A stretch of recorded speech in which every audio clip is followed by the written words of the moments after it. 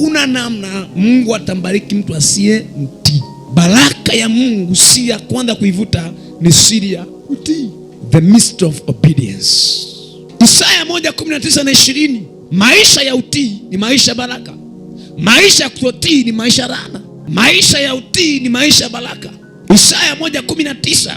Kama mkikubali na kutii, mtakula mema ya nchi. Kwa mema yamefungamanishwa na utii. Bali kama mkataa na kuasi, mtaangamizwa kwa upanga. Maana kinywa cha Bwana kimenena haya. Kwa siri ya kwanza ya baraka kwenye maisha ya mtu ni siri ya kutii, being obedient. Kutii sauti ya Mungu, kutii sauti ya watumishi wa Mungu, kutii sauti ya Roho Mtakatifu, kutii maagizo. Kila baraka unayoiona imefungamanishwa na utii. Kama mkikubali na kutii, mtakula mema ya nchi. Mema ya nchi maana yake ni baraka. Kwa hakuna baraka pasipo na utii. Wherever there is obedience, there is blessing. Kitabu cha Mwanzo sura ya 12 mstari wa 1 mpaka wa 3. Abraham tunamuona amebarikiwa mpaka leo ni baba mataifa, lakini siri ya baraka ya Abraham ilikuwa ni mbili. Moja ilikuwa ni utii ambao ilipelekea agano. Bwana akamwambia Abraham, toka wewe katika nchi yako na jamaa zako na nyumba baba yako, uende mpaka nchi nitakayokuonesha, nami nitakufanya wewe kuwa taifa kubwa, na kubariki na kulikuza jina lako,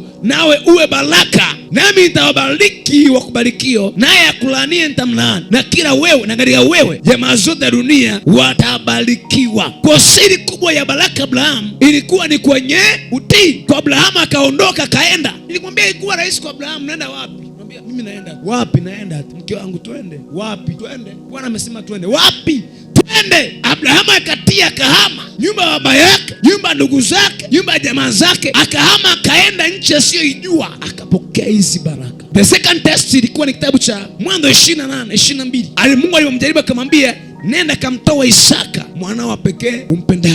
Kwa maisha ya utii ni maisha ya baraka. Maisha yasiyo na utii ni maisha ambayo hayana baraka. Mwanzo 22:16-18. Maisha ya utii ni maisha ya baraka. Najifunze kutii hata hao madogo madogo ya tii. Mwanzo 22:16 akasema, nimeapa kwa nafsi yangu, asema Bwana, kwa kuwa umetenda neno hili, wala ukunizuria mwanao wa pekee. Katika kubariki nitakubariki, katika kuzidisha nitakuzidisha. Uzao wako kama nyota mbinguni na kama mchanga ulioko pwani, na uzao wako tamiliki mlango wa adui zao, na katika uzao wako mataifa yote yatabarikiwa, kwa sababu umeitii sauti ya. Nataka uone mstari wa mwisho. Takubariki, takuzidisha, uzao wako utakuwa ni mkubwa, utamiliki malango ya adui zao. Lakini sababu anasema hivi, kwa sababu umeitii sauti ya. Because you have obeyed my voice.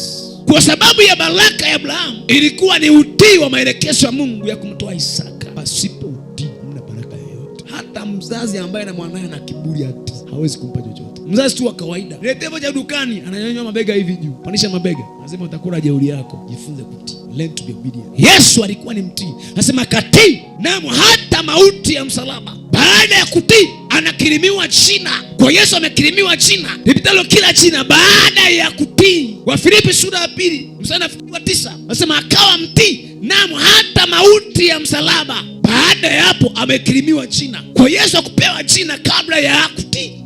Alitii, baada ya hapo akapewa jina. Bwana asifiwe. Kutotii ni gharama kubwa kuliko kutii. Better you obey. Mungu ni mwaminifu, bora kumtii Mungu. Na hakuna aliyemtii Mungu akaibika. Mwanzo inaweza kaonekana ni gharama kubwa, ikaonekana haieleweki, lakini by the voice of God. Waulize watu ambao Mungu aliwaita kwenye huduma akakataa kutii. Wameitwa kwenye huduma, mambo ya huduma mimi siyataka. Niko biza na biashara zangu. Kuna ambao aliitwa kwenye huduma akakataa kutii wito. Biashara zikaisha, wakafizika karudi zero. Baada ya hapo ndo wakakubali wito, wakaanza kupanda mdogo mdogo. Why? Waliitwa kwenye wito, wakakataa kutii sauti. Better you obey. Nilionyesha, nilikuwa na shuhuda juzi wiki iliyopita juu ya mchungaji ambaye aliambiwa kachukue ile nguo ambayo naipenda ile nzuri kaitoe hiyo. Na Mungu akitaka kujua na mpendo, anagusa kwenye kitu ambacho kinagusa moyo wako. Sema hapo nimepiga kwenye mshono. Unajua kila mtu ana mshono. Kila mtu ana mshono. Yaani wewe pale msalabani wakati tunaokoka, Yesu alikufanyia operation kutoa baadhi ya mapungufu. Kwa anajua kuna eneo la adui, anajua eneo la mshono wako vizuri. Kwa adui huwa anapiga kwenye mshono na Mungu anajaribu kwenye eneo la mshono. Kuna mwingine anajua eneo lake la mshono, huyu ni utoaji, huyu sio mtoaji. Na ujue namba ni gumu kwako, Mungu atakujaribu kwenye ile eneo. Aone kama utatii au hautatii. Wengine ndio hela ndio nayo tu. Ndio baki na Mungu anakuambia hii anamsaidia mtu fulani. Mpe tani. Wanifuatilia shetani. Hii ni mizimu nyie. Hii ni mizimu ya nyumbani na nifuatilia hii. Sio mizimu. Mungu anajaribu aone unautii. Hilo ni eneo la mshono wako. Hilo ni darasa, aone kama utalishinda. Kila kuinuliwa kwenye maisha ya kiroho kuna madarasa lazima uyavuke. Darasa la Ibrahimu lilikuwa ni darasa la utii. Darasa ya Yesu lilikuwa ni darasa la utii. Aone kama atalivuka ili aende viwango vingine.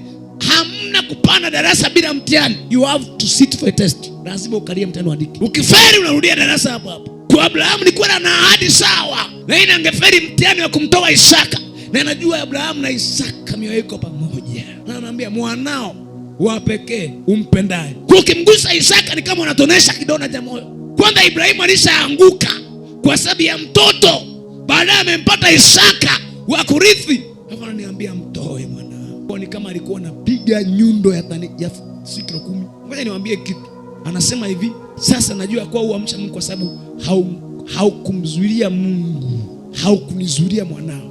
Watu wengi hawajafika mbali kwa sababu wanamzuilia Mungu. Mungu anamwekea mipaka juu ya mambo yao. They put boundaries for God. Nishamwambia Mungu, whatever you need in my life, take it. Chochote unachohitaji Mungu chukua. Kwa sababu hii kitu sikuchukua kwa nguvu zangu, sikupata kwa nguvu zangu. Chochote unachohitaji, take it. Anasema kwa sababu haukunizuilia mwanao wa pekee. Ninajua ya kwamba sasa uamcha watu wanaweza kumzuilia Mungu vitu vyao. Yes, I want to assure you that. Hii sauti ya Mungu sio tu kwa eneo la utoaji. Maana wengine tufundisha utii wanajua ni utoaji sana, na mimi sina hela kwa biashara utoaji sihusiki. Utoaji Mungu angalia milioni 10, angalia ulichonacho. Inawezekana wewe darasa lako ni 500. Hiyo Mungu anakujaribu kwa 500 hiyo. Kwani Mungu anaangalia kubwa hela? Mungu anaangalia kiwango ulichonacho. Mungu anaangalia moyo unaotoa. Haangalia amount, anaangalia moyo. Na swala la utii sio kwa swala tu la hela. Ni swala eneo zima la maisha. Yamkini Mungu anakuita kwenye huduma na utumishi, lakini bado sauti umeisikia unasema Mungu siamini kama ni, ngoja niombe tena, ngoja niende kuomba tena, ngoja niende kuomba tena, ngoja subiri tena, ngoja subiri mapigo kwanza, mapigo kama ya Yona. Okay, utapata mapigo ya Yona nakwambia. Kuna wengine ili watii sauti ni kama Yona, lazima kwanza wamezwe na nyangumi, wakija kaa kwenye tumbo la samaki siku 3 wanatokota na ubishi wao, ndipo wanasema Bwana niko tayari. Nataka nikwambie inahitaji utii mapema bila shuruti. Haina haja ya kwenda kwenye tumbo la nyangumi. Mtii Bwana, kutii kuna baraka.